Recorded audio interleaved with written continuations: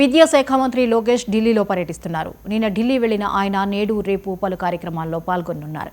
ఈవేళ ఉపరాష్ట్రపతి జగదీప్ ధన్ఖడ్తో భేటీ అవుతారు.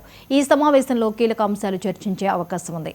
అనంతరం మధ్యాహ్నం 2 గంటలకు కేంద్ర ఫుడ్ ప్రాసెసింగ్ పరిశ్రమల శాఖ మంత్రి చిరాగ్ పాస్వాన్తో లోకేష్ సమావేశమవుతారు.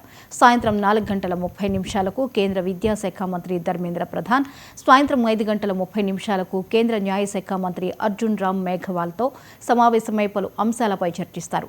రేపు ఉదయం కేంద్ర కార్మిక శాఖ మంత్రి మన్సుఖ్ మాండవీయతో ఆయన భేటీ అవుతారు. అనంతరం యూకే మాజీ ప్రధాని టోనీ బ్లెయిర్తో కూడా మంత్రి లోకేష్ సమావేశం కానున్నారు.